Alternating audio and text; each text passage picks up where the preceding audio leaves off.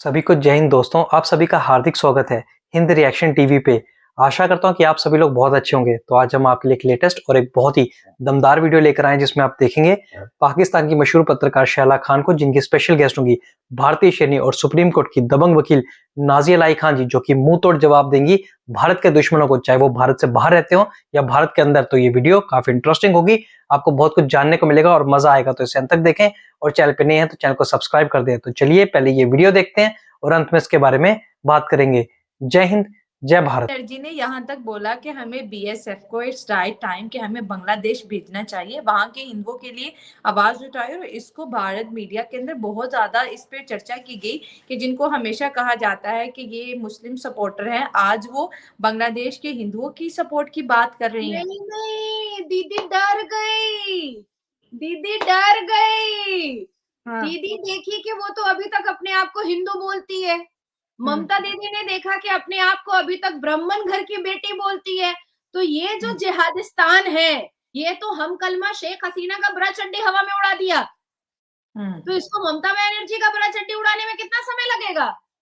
रत्ती बराबर समय नहीं लगेगा। वो तो और काफिर है भाई। ममता बनर्जी लाख सर पे दुपट्टा रख ले, लाख वो अवतार कर ले, लाख वो ईद की नमाज में चली जाए, लाख वो दुआ के लिए हाथ उठा ले ऐसे करके, लेकिन वो कहती तो है कि वो ब्राह्मण की बेटी है, वो हिंदू है।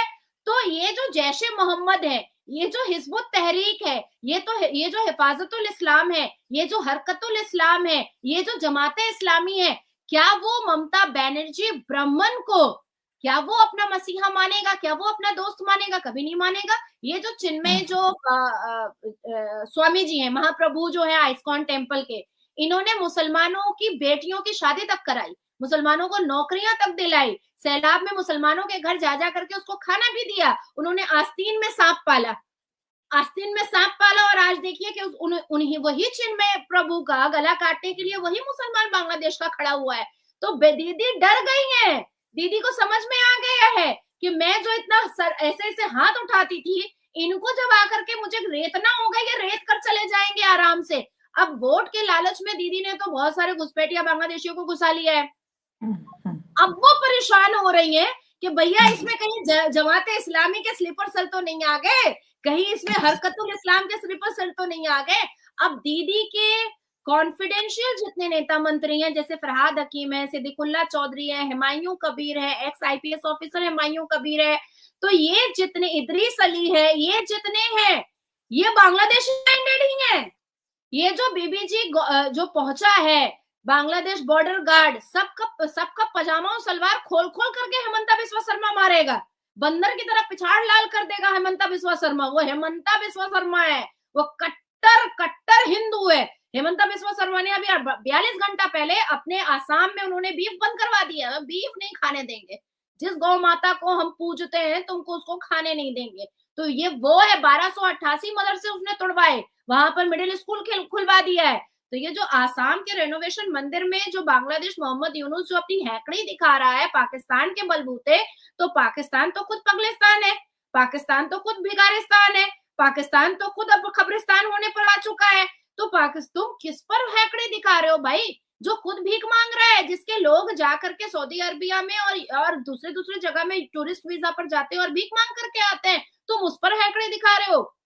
आप देखो कि 3 दिन पहले वहां तो बोला जाता है, हमारे बंगाल में, पश्चिम बंगाल में भी बोला जाता है छोटा हजूर बड़ा हजूर, पता नहीं क्या चीज का हजूर और खजूर होता है ये लोग, मैं तो नहीं समझ पाती हूँ भैया, मेरी समझ से तो बाहर होता है बड़ा हजूर और छोटा हजूर।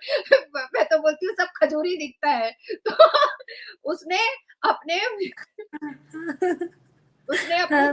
इस्लामिक प्रीच में बोला कि वो हम्मासी है, वो हम्मास को फॉलो करता है, वो फिलिस्तीन को फॉलो करता है। तो असदुद्दीन अवैसी ने भी तो कहा कि भारत के लोगों का क्या ताल्लुक बांग्लादेश के हिंदुओं के साथ। नहीं, मैं उस पर हाँ, उस हराम की औलाद असदुद्दीन अवैसी पर तो मैं आऊंगी, लेकिन इत्मीनान से आऊंगी, मैं जरूर आऊंगी उस पर। वो तो हराम की औलाद है, वो तो पाकिस्तानी मुखबिर है असदुद्दीन अवैसी। लेकिन ये जो छोटा हजूर खजूर और बड़ा हजूर खजूर और सब 3 फुट 4 फुट का है, मैं आपको उसकी वीडियो भेजूंगी, वो सब 3 फुट 4, इतना बड़ा 4 फुट का काला काला सा ऐसे ऐसे करके बैठा रहता है, और वो एक्सेप्ट कर रहा है कि वो हम्मासी है। तो मुझे अब ऐसा लगता है कि भारत जो है वो अब उसको कुछ दिनों के लिए इजराइल बन जाना चाहिए। भारत को कुछ दिनों के लिए इजराइल बनने की जरूरत है। और जैसे इजराइल ने हमास और फलस्तीन को पूरा उड़ा करके खत्म कर दिया, जैसे इजराइल ने हमास और फलस्तीन को चटियल मैदान बना दिया, जैसे इजराइल ने ईंट का जवाब पत्थर से दिया हमास और फलस्तीन को, जैसे इजराइल ने माँ के कोख का दर्द याद दिलवा दिया, छट्टी का दूध याद दिलवा दिया हमास और फलस्तीन को, ठीक उसी तरीके से अब भारत को बांग्लादेश को चटियल मैदान बना देना चाहिए। चटियल मैदान बना देना चाहिए। मैं आज से 15 दिन पहले तक मैं कह रही थी कि डिवाइड कर दो और एक हिंद देश और एक बांग्लादेश रहने दो, लेकिन अब जिस तरीके से ये छोटा हजूर और बड़ा खजूर जिस हिसाब से भड़काऊ भाषण दे रहा है, जिस हिसाब से आतंकी हरकतें कर रहा है और जिस हिसाब से खुद के मुंह से एक्सेप्ट कर रहा है कि वो हमासी है, वो फलस्तीनी है, तो अब ऐसे सिचुएशन में आदरणीय प्रधानमंत्री श्री नरेंद्र दामोदर दास मोदी जी को इमीडिएट हमारे 2 James bond doctor S Jaishankar और अजित डोवल जी के साथ बैठने की जरूरत है। मारो काटो हटाओ इतना करने की जरूरत ही नहीं है। 2-4 ऐसा फेंको ऊपर से इजराइल की तरह कि एकदम चटियल मैदान हो जाए बांग्लादेश और उसके बाद उसको बना दो हिंद देश। That's it. सोचने की जरूरत ही नहीं है। आपको एक और मैं वीडियो दिखाना चाहूंगी, उसके बाद फिर शैला मैं डायरेक्ट आ जाऊंगी जो आपने अभी सवाल किया था असदुद्दीन अवैसी का। तो ये वीडियो देखिए और उसके बाद फिर मैं डायरेक्ट आपके उस जवाब पर आ जाती हूँ। ये बांग्लादेशी मौलवी है और ये देखिए मुझे कैसे गालियां परोस रहा है। रजिया इलाही खान, कान खुलकर सुन लो। अगर तुम सोचती हो कि बंगाल के मुसलमान सोया हुआ है, मैं कुछ भी बोल दूंगी, ये लोग सोया हुआ है, तो ये समझ लेना जंगल में जब खामोशी आती है और कोई सोचता है कि शेर सो गया, तो समझ लेना शेर अगला कदम ले रहा है।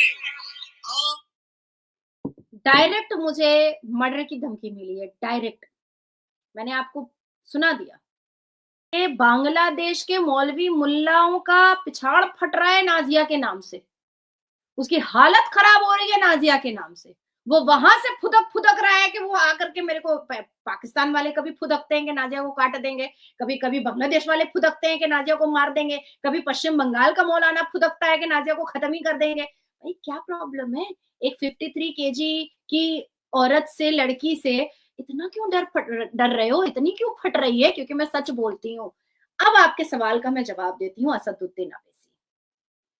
असदुद्दीन अवैसी रजाकार पाकिस्तानी फौज का आखिरी सिपा सालार है। कासिम रिजवी की पार्टी को कंटिन्यू करने वाला असदुद्दीन अवैसी एक बहरूपिया, एक लालची, एक हरामखोर, एक आवारा, लुच्चा, लफंगा, बदतमीज, बेहुदा मुखबिर है पाकिस्तान का। इसके अलावा वो कुछ भी नहीं है।